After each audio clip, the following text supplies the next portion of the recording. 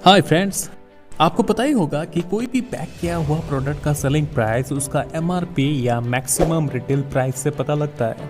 किसी भी प्रोडक्ट का एमआरपी मैन्युफैक्चरर सेट करता है, जिसमें उस प्रोडक्ट का मैन्युफैक्चरिंग कॉस्ट, ट्रांसपोर्टेशन, टैक्सेस और रिटेलर का प्रॉफिट मार्जिन भी इंक्लूड रहता है मैक्सिमम लिमिट तक। इसलिए कोई सेलर उस एमआरपी से कम दाम पर तो प्रोडक्ट बेच सकता है, पर ज्यादा दाम पर कतई बेच नहीं सकता, और ये बिल्कुल इलीगल है। पर आप जब एयरपोर्ट, थिएटर, केएफसी, मैकडॉनल्ड्स या कोई भी बड़े रेस्टोरेंट या होटल से कोई प्री पैक्ड प्रोडक्ट खरीदते हैं तो आपसे एमआरपी से कई गुना ज़्यादा चार्ज किया जाता है।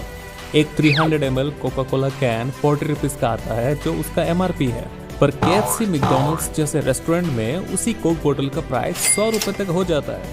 आपके साथ भी ऐसा ज़रूर हुआ होगा। पर आखिर ये लोग एमआरपी से कई गुना ज़्यादा चार्ज कैसे कर सकते हैं? क्या ये इलीगल नहीं है?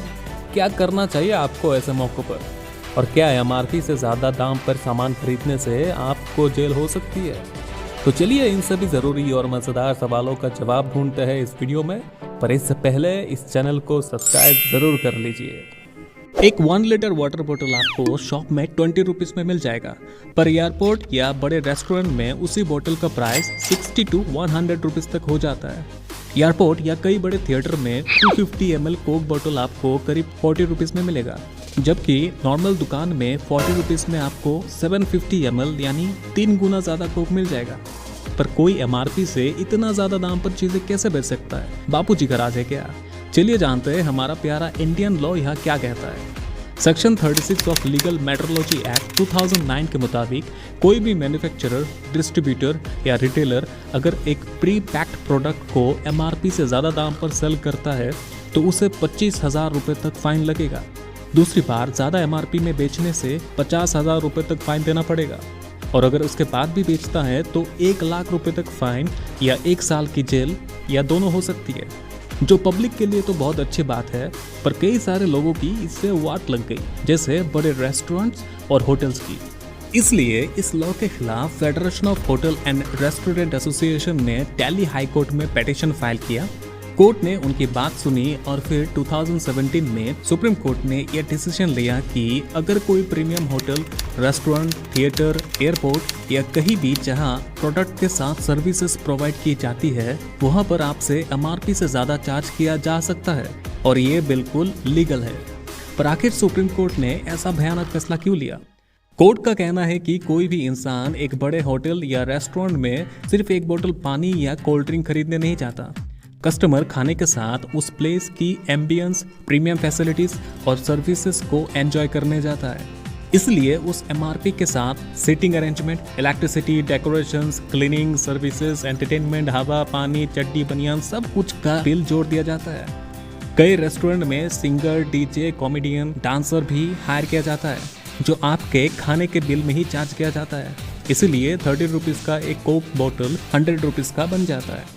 और भले ही आप एयरपोर्ट या थिएटर में प्रोडक्ट सिर्फ खरीदते हैं, सर्विसेज यूज़ नहीं करते, नॉर्मली बैठकर खाना नहीं खाते, पर फिर भी आपसे एमआरपी से ज़्यादा चार्ज कर लिया जाता है, क्योंकि उस शॉप का रेंट नॉर्मल शॉप से 5 से 10 गुना ज़्यादा होता है। आप अगर मुंबई, दिल्ली जैसे इंटरनेशनल एयरपोर्ट में अपना एक फूड स्टॉल खोलना चाहते हैं तो आपको क्या लगता है आपको कितना रेंट देना पड़ेगा एक स्टॉल का?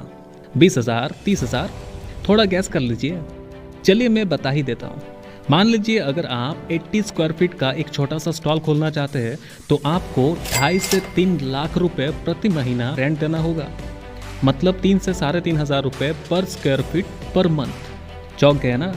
तो वो भी आपसे ही चार्ज किया जाता है प्रोडक्ट के सेलिंग प्राइस के थ्रू। इसके अलावा जो शॉपकीपर्स रहते हैं वो सिक्योरिटी रीजंस के वजह से हाई क्वालिफाइड रखना पड़ता है, इसलिए नॉर्मल शॉपकीपर्स के मुकाबले उनका सैलरी भी काफ़ी हाई रहता है, करीब 20 से 30,000 रुपये। इसलिए 20 रुपीज़ का समोसा एयरपोर्ट में 150 रुपये में बेचा जाता है, और ट्रेन में जो आपको 10 रुपीज़ का चाय मिलता है जिसमें सिर्फ चुल्लू भर एक कप गर्म पानी और एक टी पाउच मिलता है, वो भी एयरपोर्ट में आपको 100 से 150 रुपये में बेचा जाता है। और इसीलिए आप एक चिप्स की पैकेट खरीदिए या एक बोतल पानी या सॉफ्ट ड्रिंक खरीदिए, आपसे एमआरपी से ज़्यादा चार्ज किया ही जाएगा, जो बिल्कुल लीगल है। इसलिए हम लोग कुछ उखाड़ नहीं सकते। पर सेंट्रल गवर्नमेंट सुप्रीम कोर्ट के इस फैसले के बिल्कुल खिलाफ है, क्योंकि इससे गवर्नमेंट को टैक्स रेवेन्यू में नुकसान झेलना पड़ता है। इसलिए नॉर्मल शॉपकीपर्स को एमआरपी से ज़्यादा चार्ज करने से मान लीजिए कि एक वाटर बोतल का MRP 20 रुपीज़ है, तो गवर्नमेंट को उस 20 रुपीज़ का ही GST मिलेगा। पर अगर आप 50 रुपीज़ से वो प्रोडक्ट खरीदते हैं तो एक्स्ट्रा जो आपने 30 रुपीज़ पे किया उसका टैक्स गवर्नमेंट को नहीं मिलेगा, जिससे गवर्नमेंट को नुकसान झेलना पड़ता है। इसीलिए अगर आप बाजार से या कोई भी नॉर्मल शॉप में MRP से ज़्यादा दाम पर सामान खरीदते हैं तो दुकानदार के साथ आप भी इलीगल काम कर रहे हैं। हाँ, इससे आपको जेल तो नहीं होगा पर जुर्माना लग सकता है। कोई दुकानदार अगर आपसे ज़्यादा चार्ज करता है तो आप इस नंबर पे कॉल या इस नंबर पर SMS करके आसानी से अपना कंप्लेंट लॉन्च करवा सकते हैं। साथ ही कोई प्रोडक्ट का 2 MRP नहीं हो सकता। एक वाटर बोतल एयरपोर्ट के बाहर 20 रुपीज़ MRP और उसी बोतल का एयरपोर्ट के अंदर 50 रुपीज़ MRP नहीं हो सकता। ऐसे में आप कंप्लेन करिए इसी नंबर पर। इसीलिए एयरपोर्ट वाले चालाकी करके हायर MRP में प्रोडक्ट बेचने के लिए दूसरा कोई प्रीमियम ब्रांड का बोतल बेचते हैं जो सिर्फ एयरपोर्ट के लिए मैन्युफैक्चर किया जाता है और बेटर पैकेजिंग, डिज़ाइन और क्वालिटी की वजह से उसका MRP भी ज़्यादा रहता है। आशा करता हूँ कि आज आपको कुछ ज़रूरी चीज़ें सीखने को मिला होगा।